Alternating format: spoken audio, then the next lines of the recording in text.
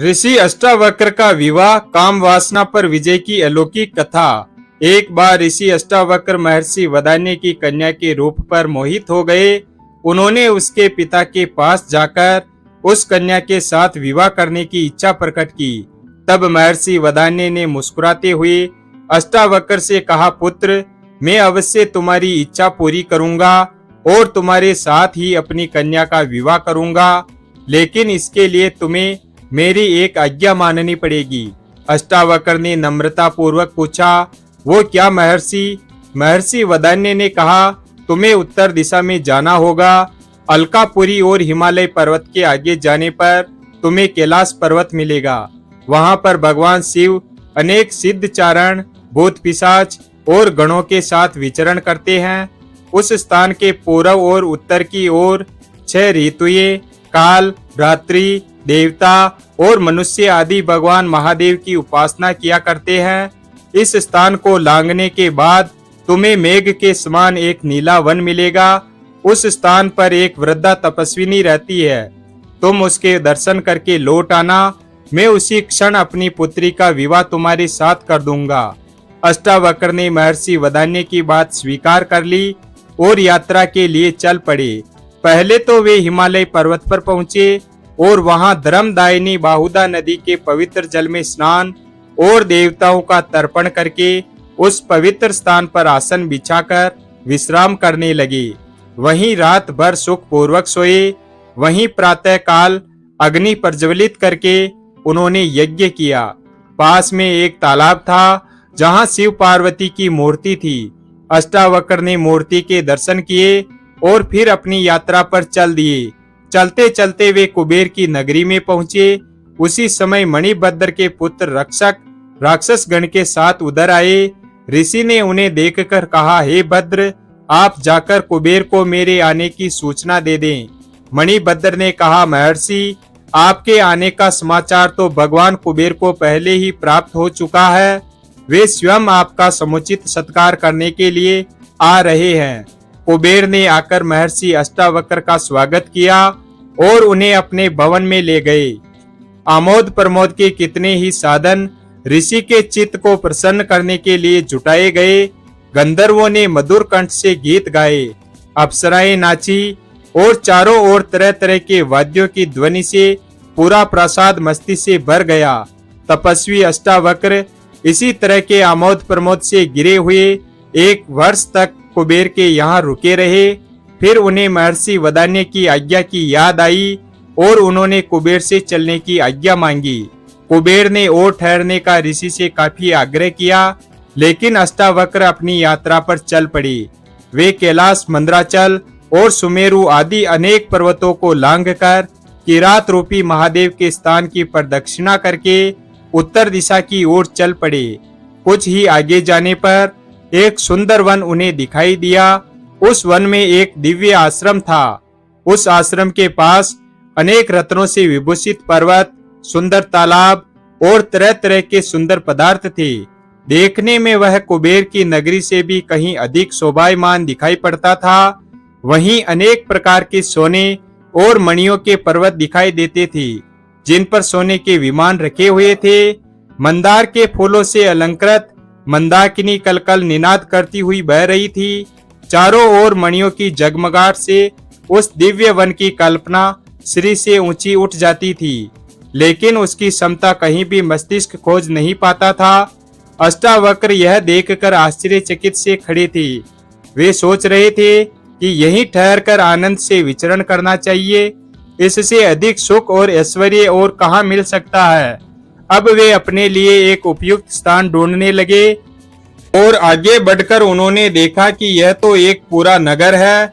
इस नगर के द्वार पर जाकर उन्होंने पुकार कर कहा, मैं अतिथि हूँ, इस नगर के प्राणी मेरा उचित स्वागत करें। उसी समय द्वार से 7 परम सुंदर कन्याएं अतिथि के स्वागत के लिए निकल आई। वे कन्याएं इतनी अधिक सुंदर थी कि उन्हें देखकर अष्टावक्र ठगे से खड़े हो गए। जिसकी तरफ आंख उठाकर देखते उसे ही देखते रह जाते। इस तरह कुछ देर तक कामदेव ने ऋषि के अंदर कोलाहल सा मचा दिया। वे कामावेश में आकर उन सुंदरियों की ओर देखने लगे, लेकिन फिर उन्होंने अपने तपोबल से अपने मन को वश में कर लिया। उन सुंदरियों ने कहा, आइए भगवान, पधारिए, हम आपका स्वागत करती हैं। महर्षि एक भव्य प्रासाद के अंदर चले गए। वहां उन्हें सामने ही एक वृद्धा बैठी मिली। वह स्वच्छ वस्त्र पहने थी और उसके शरीर पर अनेक तरह के आभूषण थे। महर्षि को देखते ही वह वृद्धा उठकर खड़ी हो गई और उनका समुचित स्वागत करके बैठ गई। महर्षि भी वहीं पास में बैठ गए और उन्होंने उन सुंदर कन्याओं की तरफ बढ़कर कहा, हे कन्याओं, तुम में से जो बुद्धिमती और धैर्यवती हो वही यहाँ पर रहें, बाकी सब यहाँ से चली जाएं। एक को छोड़कर सभी कन्याएं वहां से चली गई। वृद्धा वहीं बैठी रही। रात होने पर महर्षि के लिए एक स्वच्छ शैया की व्यवस्था कर दी गई। जब महर्षि सोने लगे तो उन्होंने उस वृद्धा से भी जाकर अपनी शैया पर सोने के लिए कहा। उनके कहने पर वृद्धा अपनी शैया पर जाकर लेट गई। रात्रि का एक ही पहर बीता होगा कि वृद्धा जाड़े का बहाना करती हुई कांपती हुई महर्षि की शैया पर आ लेटी। महर्षि अष्टावक्र ने आदर के साथ उसे लेट जाने दिया। थोड़ी देर बाद ही वह वृद्धा कामातुर होकर अष्टावक्र के शरीर का आलिंगन करने लगी। यह देखकर महर्षि काष्ठ के समान कठोर और निर्विकार पड़े रहे। अष्टावक्र को इस तरह अविचलित देखकर वृद्धा ने कहा, हे भगवान, पुरुष के शरीर का स्पर्श करने मात्र से ही स्त्री के अंग अंग में कामोद्दीपन हो उठता है। स्त्री उस समय किसी तरह अपने मन को अपने वश में नहीं रख सकती, यही उसका स्वभाव है। इसलिए आपके शरीर के स्पर्श के कारण मैं काम पीड़ा में जल रही हूँ। अब आप मेरे साथ रमण करके मेरी इच्छा को पूर्ण कीजिए।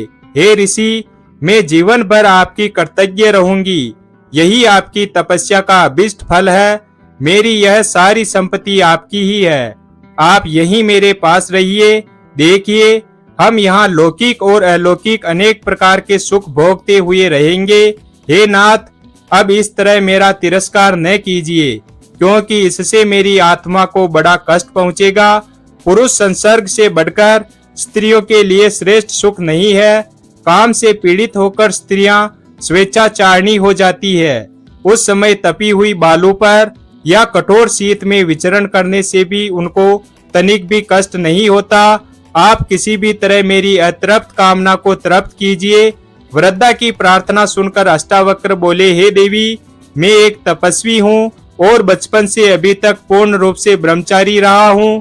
किसी भी स्त्री का शरीर मैंने स्पर्श नहीं किया।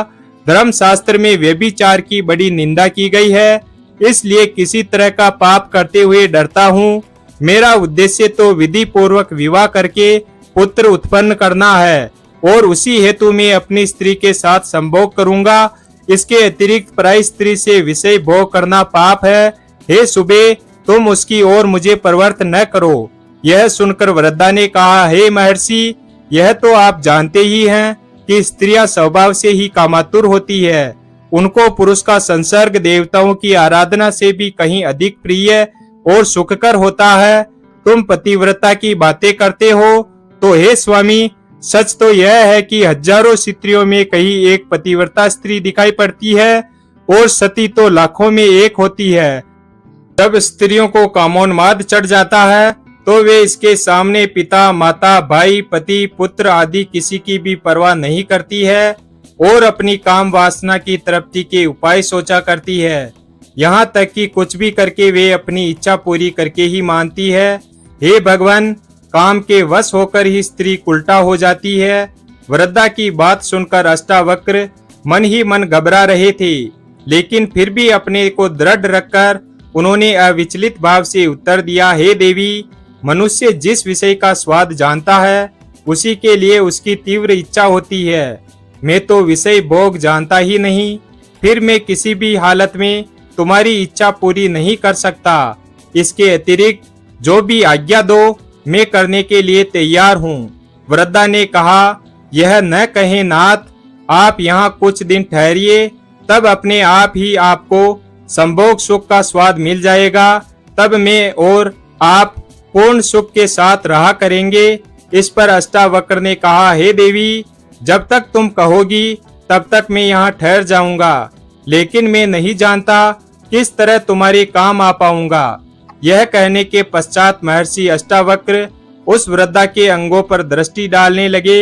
वृद्धा भी कामातुर होकर आलिंगन के लिए उद्यत हुई, लेकिन किसी भी अंग को देखने से महर्षि अष्टावक्र के हृदय में काम शक्ति जागृत नहीं हुई। वे सोचने लगे कि यह वृद्धा इस तरह काम से पीड़ित क्यों है। तभी उनके हृदय में संशय जागा कि हो सकता है कि यह कुछ समय पूर्व इस प्रासाद की अधिष्ठात्री देवी कोई युवती हो और किसी शाप के कारण इस तरह कुरूप वृद्धा हो गई हो।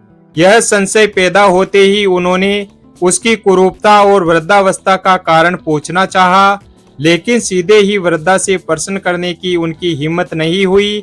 एक दिन बीत गया। संध्या होने पर वृद्धा ने आकर कहा, हे महर्षि, वह देखिए सूर्य अस्त हो रहा है, अब आपकी क्या आज्ञा है।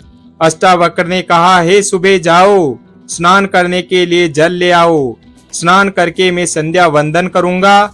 वृद्धा जाकर जल ले आई और उसके साथ सुगंधित तेल और वस्त्र भी लेती आई। महर्षि से आज्ञा लेकर वह उनके शरीर में तेल मर्दन करने लगी और फिर अपने हाथों से ही उनके शरीर को मलकर उनको स्नान कराने लगी। महर्षि बड़े आनंद से स्नान करते रहे।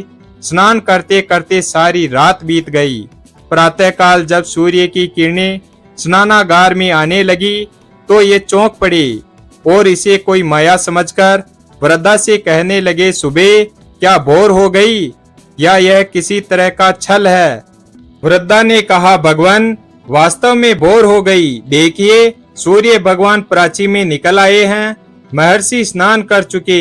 इसके बाद वृद्धा ने पूछा, हे भगवान, अब मैं क्या करूं। अष्टावक्र कुछ भी उत्तर नहीं दे पाए और चिंता मग्न होकर सोचने लगे। इसी बीच उत्तर की प्रतीक्षा न करती हुई वृद्धा उठी और अंदर से एक थाल में सजाकर स्वादिष्ट भोजन ले आई। महर्षि भोजन करने लगे। फिर भोजन करते करते उन्हें पूरा दिन बीत गया। रात्रि आई। वृद्धा ने अलग अलग पलंग बिछवा दिए। महर्षि जाकर अपने पलंग पर लेट गए और कुछ देर बाद उनको नींद आ गई। आधी रात्रि के समय वृद्धा फिर संभोग की इच्छा रखती हुई उनके पलंग पर आ गई। महर्षि सहसा जाग कर कहने लगे, हे देवी, तुम व्यर्थ प्रयत्न न करो, पर स्त्री के साथ संभोग के लिए मेरा हृदय गवाही नहीं देता। यह कार्य मुझे धर्म विरुद्ध लगता है, इसलिए इसे त्याज्य समझकर मैं इसमें कदापि प्रवृत्त नहीं होऊंगा। इस पर वृद्धा कहने लगी, हे भगवान, आपकी शंका निर्मूल है। मैं स्वाधीन स्त्री हूँ। माता पिता या पति किसी का भी मेरे ऊपर अधिकार नहीं है। मेरे साथ सहवास करने से आपको पर स्त्री गमन का दोष क्यों लगेगा। अष्टावक्र वृद्धा के तर्क के सामने परास्त होने लगे।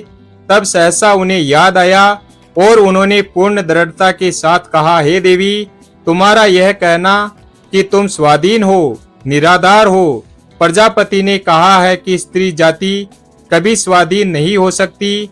वृद्धा ने कौतूहलवश पूछा, क्यों। अष्टावक्र ने कहा, हे सुबह, प्रजापति ने कहा है कि इस लोक में कोई भी स्त्री स्वाधीन नहीं है। बाल्यावस्था में पिता, यौवनावस्था में पति और वृद्धावस्था में पुत्र स्त्रियों की रक्षा करते हैं, इसलिए वे इन्हीं के अधीन रहती है। फिर बताओ तुम किस प्रकार स्वतंत्र हो। अष्टावक्र के तर्क के साथ किसी तरह न उलझते हुए वृद्धा ने दूसरा पैंतरा लेकर कहना प्रारंभ किया, हे भगवान, मैं इस समय काम से पीड़ित हूँ और आपके साथ संभोग की कामना करती हूँ। कामातुर स्त्री की इच्छा को यदि पुरुष पूर्ण नहीं करता है तो उसे पाप लगता है। वृद्धा के इतना कह देने पर भी अष्टावक्र अडिंग रहे और उसी दृढ़ता के साथ कहने लगे, हे सुबह, साधारणतया मनुष्य काम, क्रोध आदि दोषों के वशीभूत होकर इस संसार में कितने ही जघन्य पाप करता है, लेकिन मैंने कठोर संयम से अपने मन को अपने वश में कर लिया है। तुम किसी भी तरह उसको विचलित नहीं कर पाओगी, इसलिए तुम्हारा इस तरह आग्रह करना व्यर्थ है। जाओ, अपने पलंग पर चली जाओ।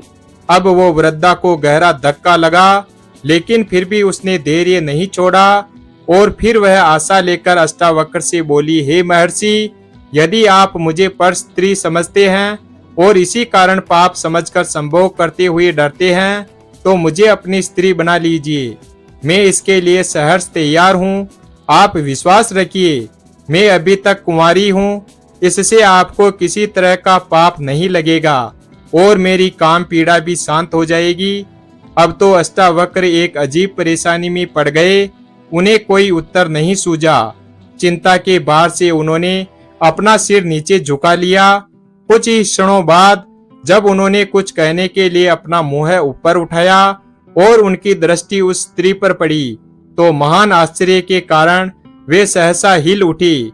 वह वृद्धा अब एक 16 वर्ष की अत्यंत सुंदरी कन्या का रूप धारण करके सामने बैठी मुस्कुरा रही थी।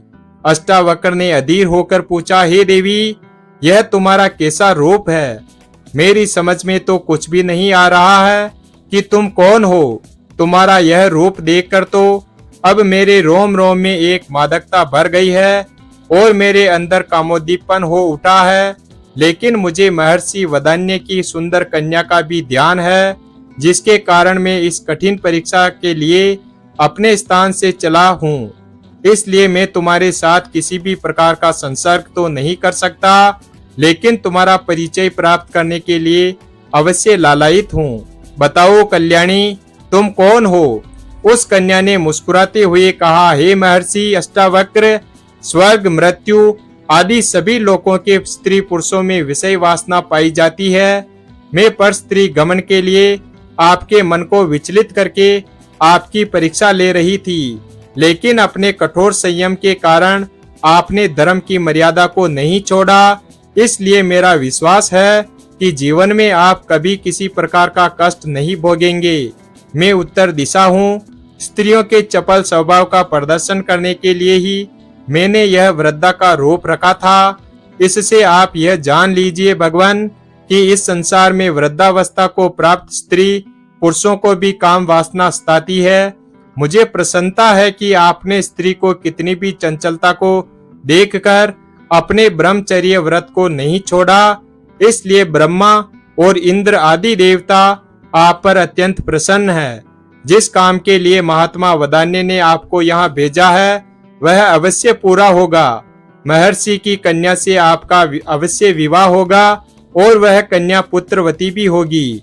अष्टावक्र यह सुनकर अत्यंत प्रसन्न हुए और उस देवी से चलने की आज्ञा मांगने लगे। उत्तर दिशा ने आदर के साथ अष्टावक्र को विदा कर दिया।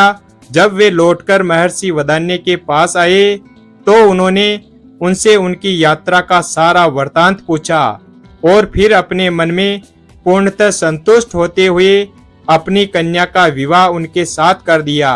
वीडियो अगर पसंद आया हो तो वीडियो को लाइक और हमारे चैनल शिव भक्त को सब्सक्राइब करें और अपने दोस्तों के साथ शेयर करें। धन्यवाद।